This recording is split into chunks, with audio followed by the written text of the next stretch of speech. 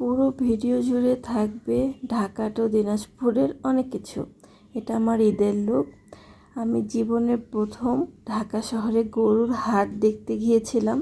সাথে থাকবে অভিজ্ঞতাটা কেমন ছিল। আমাদের বাসায় দিনাজপুরে কুরবানি, সাথে থাকছে আমার জন্মস্থান আমার দাদু বাড়িতে কুরবানির কাটাকোটা, মার ঈদের প্রস্তুতি।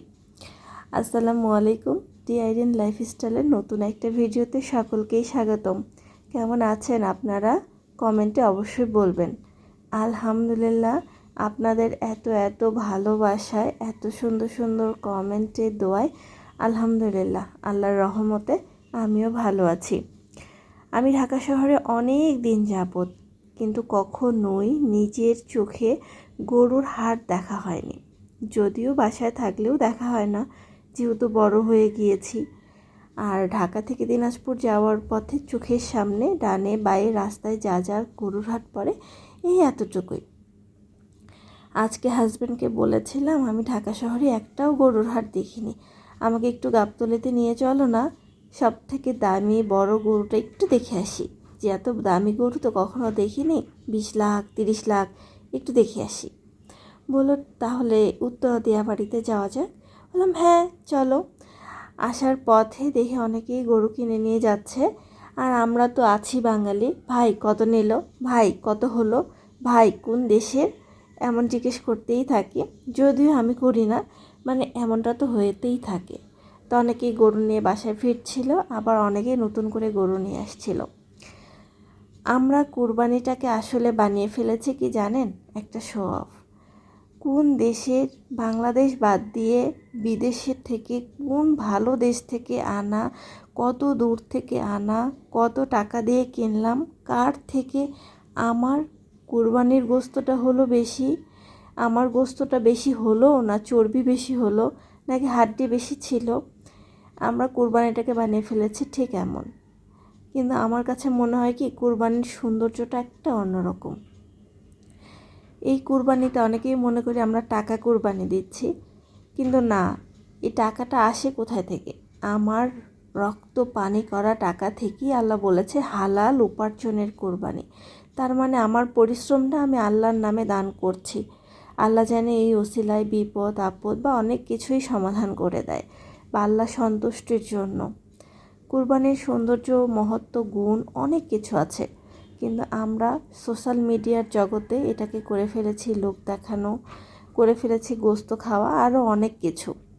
এই যে ভালো দিক যেমন থাকে, খারাপ দিকও তো আছে। আজকে কুরবানির হাটটা শেয়ার করার মূল উদ্দেশ্য হচ্ছে এটার কত সুন্দর একটা সৌন্দর্য আছে, সুন্দর একটা উদাহরণ আছে, আমরা সেগুলোকে কেন বলি না বলুন তো? এই কুরবানির ওছিলায় অনেক গরিব পরিবারে ভালো খাবার একটু জোটে, বৈষম্যতা থাকে না এই দিনে। সবাই একইভাবে আমরা গোস্ত বা সবার বাসায় একটু ভালো খাবার রান্না হয় বৈষম্যতা ছাড়া। আমরা তো এটাও বলতে পারি, কিন্তু না, ভাই আপনার থেকে আমার গরুর গোস্তটা বেশি হয়েছে, চর্বি কম ছিল, হাড্ডি তো নাই। একটা গরু যদি হাড্ডি না থাকে তাহলে গরুটা কিভাবে এভাবে সুকাঠামো নিয়ে দাঁড়িয়ে থাকে বলুন তো? একটা গরুর মধ্যে সব কিছুই থাকবে, তাই না? তো যাই হোক, অনেক জ্ঞান দিয়ে ফেললাম, কেউ নেগেটিভ নেবেন না। আসলে আমরা সৌন্দর্যটাকে যত বাড়াবো পৃথিবীটা তত সুন্দর হবে।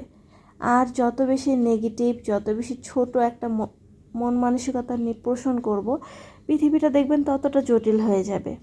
তো আসেন কুরবানির সৌন্দর্যটা বৃদ্ধি করি। আল্লাহ বলছে নিজের পরিশ্রম, নিজের রক্ত পানি করা টাকা, উপার্জিত টাকা দিয়েই কুরবানি দিতে। আমার এই গরুর হাটটা দেখতে একটুও খারাপ লাগেনি। আমার এই যে গোবরের গন্ধ, মাটির গন্ধ, সাথে একটু বৃষ্টি হচ্ছিল, সব কিছু মিলেমিশে একাকার, আমার এসব না ভালো লাগে জানেন। আমি যেহেতু বাঙালি মেয়ে, এইসব নিয়েই তো মানুষ। আমার যদিও ছোটোবেলাটা গ্রামের না, কিন্তু হ্যাঁ আমার এসব ভালো লাগে কেন জানি।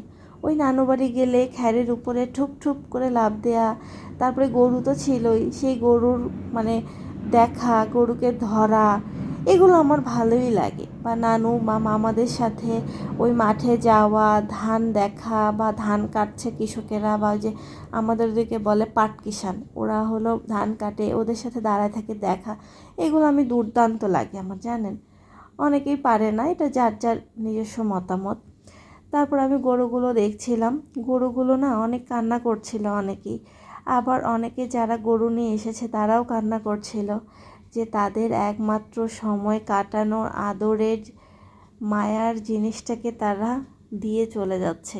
এটা এক রকমের কোরবানি, যে তাদের মায়া, তাদের ভালোবাসা, আদর যত্নে বড় করা একটা জিনিস এতদিন ধরে পালা, সত্যিই আবেগের। আবার কিছু কিছু গরু কান্না করছিল দেখে আমার ভীষণ কষ্ট হচ্ছিল জানেন।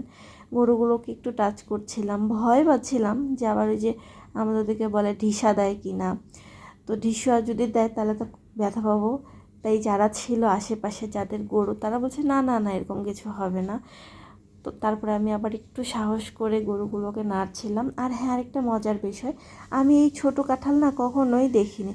এগুলো না কাঁঠাল না, কি যেন বলছিল, টক টক মতো লবণ মরিচ দিয়ে এভাবে খেতে হয় আর কি। আমি কখনোই খাইনি, বাট পরবর্তীতে খাবো ইনশাল্লাহ। যেহেতু আমি গরু দেখতে গেছি, তাই আমি একটু গরুদের সাথে সময় কাটাবো। তারপর আমি এই যে এখান থেকে গরুগুলো দেখছিলাম, কেউ কেউ আবার দাঁড় করায় দিচ্ছিল। বেশিরভাগ যারা গরু নিয়ে এসেছে সবারই মন খারাপ। আর এই গরুটাকে আমি বলছিলাম, তুমি কি ভালো আছো, তুমি কি সুস্থ আছো? আমি এই গরুটাকে সুন্দর করে বলছিলাম, ও আবার গলাটা উঁচু করে দিয়ে বলছে আমাকে আদর করো। প্রথমে আমি একটু ভয় পেয়ে গিয়েছিলাম, পরে তার সাথে অনেকক্ষণ কথা বলি, বলে তাকে আদর করি, আবার বলি না আমি তো তোমাকে মারবো না। পরে সে আবার তার মুখ আগায় দেয়। তারপর আমি আরেকটা গরুর কাছে আসি, পরে এই আঙ্কেলগুলো বলছিল না না না ঢিসা দিবে না। পরে ওনাদের সাথে ওই গরুটার সাথে একটু সময় দিয়ে তারপর আরও আশেপাশের টুকটাক দু একটা গরু দেখছিলাম। আর আমাদের বাসায় কুরবানির গরু শ্বশুর বাসায় বাবার বাসায় দুই জায়গায় কেনা হয়ে গিয়েছে, আমি এখানে শুধু দেখতে আসছিলাম। তারপর এই গরুটা কান্না করছিল, পরে আমি বললাম যে কান্না করো না, একটুও কান্না করো না। তারপর আমরা চলে আসি সেখান থেকে। আসার পথে বৃষ্টি, আর ঢাকা শহর যেহেতু সবাই ছুটিতে চলে গিয়েছে, এই জন্য ঢাকা শহর একটু চুপচাপ। তারপরে বৃষ্টি থামার পরে আমরা আমাদের টুকটাক কাজ শেষ করব, এই জন্য অপেক্ষাও করি। আবার বৃষ্টিটাও থামছিল না, যেহেতু বৃষ্টিটা আসতে হচ্ছিল, আস্তে বৃষ্টি একটু ধীরে থামে। আর এবারের ঈদটা না কেমন যেন একটু মানে অন্যরকমই গিয়েছে। যাই হোক, আল্লাহ যেভাবে চেয়েছে সেভাবে গিয়েছে, আলহামদুলিল্লাহ। আর এটা হচ্ছে আমার ঈদের লুক। মাশাআল্লাহ বলতে আমরা কেউ ভুলবো না, মাশাআল্লাহ। ঈদে আমরা সন্ধ্যা না মানে রাত্রেবেলা 9টা, 9:30, 10টার দিকে একটু বের হয়েছিলাম। সারাদিনের পরিশ্রম বা হচ্ছে সারাদিন দুজন সময় কাটায়, একটু বের হয়ে ভাবলাম যে একটু ঘুরে আসি। তারপর আমরা একটু বাইরে বের হয়েছিলাম, বাইরে আমরা মোমো টুকটাক এটা সেটা খাই। খেয়ে এখানে অনেকক্ষণ সময় ছিলাম, প্রায় আধা ঘন্টা 1 ঘন্টার মতো, ভালোই লাগছিল জানেন। তো এখানকার সময়টা আমি বেশ এনজয় করেছি, আর আমি এই জায়গায় কখনোই আসিনি, এটাই আমার ফার্স্ট। তো এই জায়গায় এনজয় করার পরে আমার বাসা থেকে আবার আমার ছোটো বোন, মানে আমার বাবার বাসার ছোটো ছোটো ক্লিপস তুলে আমাকে পাঠিয়েছিল, সেটা আমি অ্যাড করে দিলাম। এটা হচ্ছে আমার বাবার বাসার কুরবানি। আর এখানে হচ্ছে আমার আব্বু, চাচু, এটা যেটা দেখতে পাচ্ছেন এটা হচ্ছে আমার দাদু বাড়ি, যেখানে আমার জন্ম হয়েছে, আমার বাবার, আমার চাচুদের, আমার ফুপুদের, সবার, আমার বোনদের।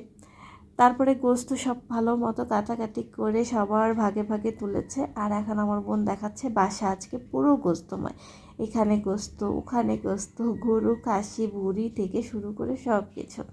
আর আমাদের বাসায় একটা নিয়ম আছে, কুরবানি হলে চালের রুটি হয়। আপনাদের কার কার এই নিয়ম আছে জানাবেন। হ্যাঁ, আমাদের চালের রুটি দিয়ে গরুর গোস্ত সবাই পছন্দ করে, এই জন্য মা নিজের হাতে চালের রুটি বানাচ্ছে। আর আমার মার চালের রুটি আমাদের পরিবারে সবার পছন্দ, খুবই সুন্দর পাতলা করে বানায়। ভালো থাকবেন, আল্লাহ হাফেজ।